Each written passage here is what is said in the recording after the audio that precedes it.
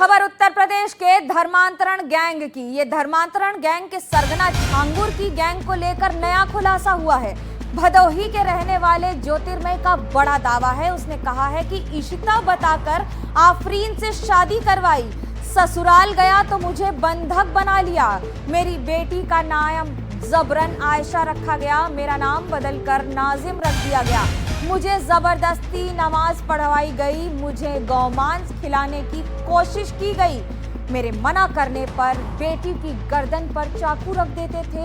4 महीने बाद मैं वहां से निकला और एडीजी के यहाँ मैंने शिकायत की। ज्योतिर्मय ने क्या कहा है, इससे बात की है हमारे सहयोगी ने, सुनिए क्या कहा है। छांगुर बाबा के अवैध मतांतरण नेटवर्क के हजारों लोग शिकार हो चुके हैं। इस समय हमारे साथ पूर्वांचल के हैं ज्योतिर्मय राय, जो अवैध मतांतरण के नेटवर्क के छांगुर बाबा के शिकार हैं। क्या हुआ था आपके संग, आप बताएं। सर, मेरे संग इशिता नाम की लड़की ने बात की थी। उसका नाम ओरिजिनल में आफरीन जहाँ था, उससे मैंने शादी की।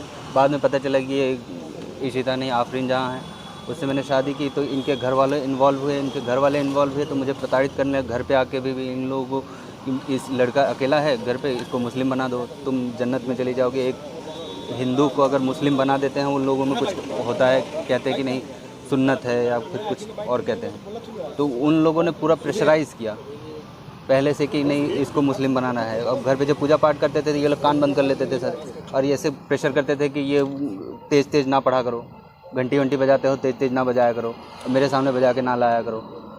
तो ऐसे ऐसे करके प्रेशराइज़ करते थे सर। तो ये लगभग 5-6 साल चला सर, ऐसे ही करते रहे। आपने कोई विरोध नहीं किया? सर विरोध क्यों नहीं करेंगे सर, मेरा घर है सर, मेरा फैमिली है, हम हिंदू हैं, हम पूजा नहीं करेंगे तो क्या कौन करेगा सर। फिर क्या हुआ? आपकी बेटी का क्या भी मतांतरण हुआ है इसमें? बेटी का नाम यहाँ पे कुंजल रॉय, बेटी हुई, बेटी के आधार कार्ड भी मैंने बनवाया, यहाँ एडमिशन भी करवाया मैंने। कुंजल रॉय के नाम से वहाँ यहाँ पढ़ाई करती थी। जैसे ही वो लोग वहाँ लेके गए, उनमें स्कूल में नाम उसका अलीशा रख दिया है, मेरा नाम वहाँ पे नाजिम रख दिया है।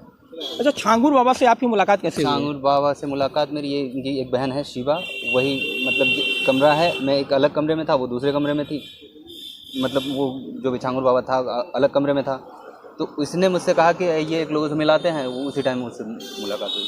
क्या कहा छांगुर बाबा ने? छांगुर बाबा ने प्रलोभन दिया कि आप मुस्लिम धर्म कन्वर्ट हो जाइए, आपको पैसे मिलेंगे, ये जन्नत के दरवाजे खुल जाएंगे, बहुत सारी बातें ऐसे प्रलोभन। और 3-4 हिंदुओं का एग्जाम्पल देने लगे कि ये देखो मुस्लिम बन गए हैं, ये उन्नति कर रहे हैं या ऐसे कर रहे हैं। अच्छा, कमाल की बात है कि आपके संग इतना दिन हुआ, 5-6 साल से ये चल रहा है, लेकिन आपने कोई विरोध नहीं किया, कोई सार्थक विरोध नहीं किया आपने, आप पुलिस के पास नहीं गए? हम सार्थक विरोध क्या करेंगे सर, इसमें बताइए सर। पुलिस के पास जा सकते थे आप? क्या पुलिस के पास जाएंगे कि हाँ मेरे फैमिली वाले टॉर्चर कर रहे हैं 5-6 साल से कि हमको मुस्लिम धर्म कन्वर्ट हो जाए, उसका सबूत क्या है इनके पास? मेरे पास कोई सबूत है?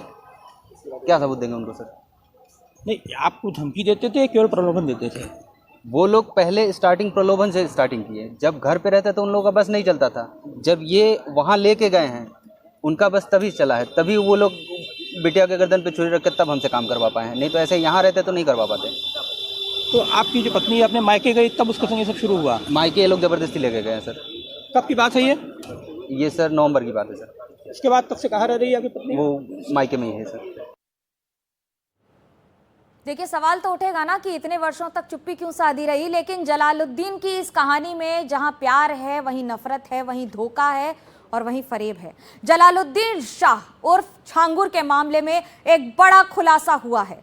एनडीटीवी को मिले दस्तावेज के मुताबिक छांगुर का पनामा से कनेक्शन सामने आया है। धर्मांतरण के लिए पनामा की एक शेल कंपनी के जरिए पैसे मंगाता था छांगुर के राजदार नवीन ने पनामा में खड़ी की थी एक शेल कंपनी। $10,000 लगाकर ये कंपनी बनाई गई थी। शेल कंपनी का मतलब होता है जो शेल कंपनी में कोई काम नहीं होता, लेकिन पैसे का लेन देन बहुत होता है। कई विदेशियों को भी शेल कंपनी में बनाया गया था हिस्सेदार या फिर उसमें रखा गया था। ईडी को शक है कि इसी शेल कंपनी के जरिए करोड़ों रुपए की मनी लॉन्ड्रिंग की गई, यानी कि काले धन का हस्तांतरण हुआ है।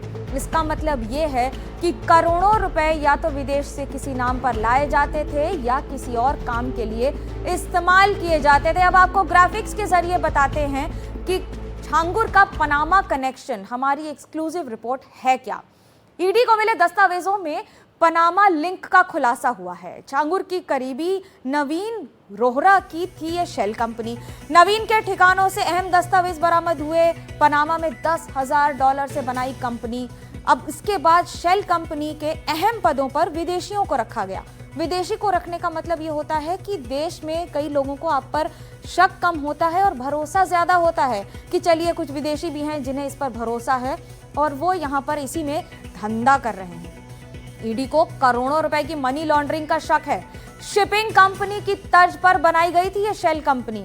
शेल कंपनी का मतलब आपको समझा दें। शेल कंपनी का मतलब ये होता है कि एक कंपनी का गठन होता है जिसमें डायरेक्टर्स होते हैं, लेकिन वो डायरेक्टर्स सिर्फ और सिर्फ शांत होते हैं या कि सिर्फ कागज पर होते हैं, काम करने के लिए नहीं। उस कंपनी में भी काम नहीं होता है। छांगुर का पनामा कनेक्शन है क्या?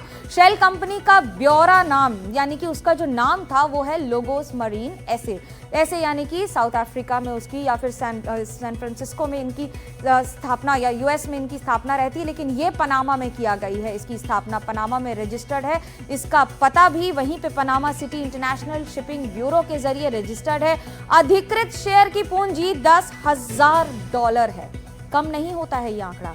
अवैध धर्मांतरण में छांगुर गैंग के अब तक 8 लोग गिरफ्तार हुए हैं। जलालुद्दीन उर्फ छांगुर, महबूब छांगुर का बेटा, सोहराब छांगुर का भतीजा, नसरीन उर्फ नीतू जो शहाबुद्दीन की, और नवीन और राशिद और राजेश उपाध्याय, ये सब शामिल हैं। ये 8 नाम हम आपको दिखा रहे हैं जो कि छांगुर के कनेक्शन में गिरफ्तार हुए हैं। ये वो लोग हैं जो इस पूरे कांड से किसी न किसी भूमिका में जुड़े हुए हैं।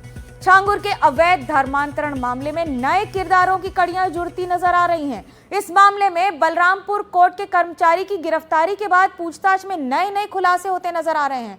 बड़े बड़े अफसरों के नाम इस मामले में सामने आ रहे हैं जिनकी छांगुर से किसी न किसी स्तर पर मिली भगत रही है। ये सभी किसी न किसी तरह छांगुर की मदद कर रहे हैं। देखिए ये रिपोर्ट।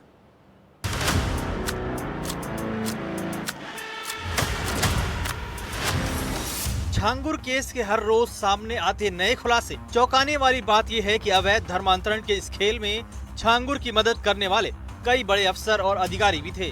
यूपी एटीएस ने जब रविवार को बलरामपुर कोर्ट के कर्मचारी राजेश उपाध्याय को गिरफ्तार किया तो पता चला कि कैसे छांगुर की मदद करने वालों में बड़े बड़े अफसर भी शामिल रहे हैं और अब ये सब एटीएस के रडार पर है। पहले आपको बताते हैं राजेश उपाध्याय के बारे में। राजेश 2022-2024 तक बलरामपुर कोर्ट में कर्मचारी रहे हैं। छांगुर के लिए सरकारी कागज तैयार किए जाते थे। राजेश उपाध्याय ने बताया कि गलत कामों में बड़े अफसर छांगुर की मदद करते थे। अवैध धर्मांतरण मामले में अधिकारियों की पूरी मिलीभगत थी। जमीन की खरीद बिक्री में भी अधिकारी छांगुर और इसके सहयोगियों की मदद करते थे। बीते 7 सालों में छांगुर के खिलाफ कई शिकायतें हुई, लेकिन पुलिस थाना सिर्फ छांगुर की हाजिरी लगाता था और छांगुर के खिलाफ शिकायतें तो पुलिस वाले अनसुनी कर दिया करते थे। यहाँ तक कि लोग अपनी शिकायत लेकर बलरामपुर के एसपी और डीएम तक भी पहुँचे, लेकिन कोई सुनवाई नहीं हुई। शिकायतकर्ताओं ने छांगुर और उसके सहयोगियों की करतूतों के बारे में थाने में बताया, लेकिन छांगुर के खिलाफ कभी कोई एक्शन नहीं लिया गया। तालाब की जमीन पर बने घर से लेकर हर विवादित जमीन पर बने छांगुर के आशियानों को लेकर कई बार मामले पुलिस थाने से लेकर अदालत तक पहुंचे, लेकिन हर बार कुछ सरकारी अफसर छांगुर की मदद करते हुए दिखाई दिए। अब इस मामले में गहन जांच के बाद जब ये सब खुलासे हो रहे हैं, यूपी एटीएस की एक रिपोर्ट के बाद राजस्व और पुलिस विभाग के कई अफसर रडार पर हैं। इस लिस्ट में 2 आईपीएस और 1 आईएएस अधिकारी भी हैं।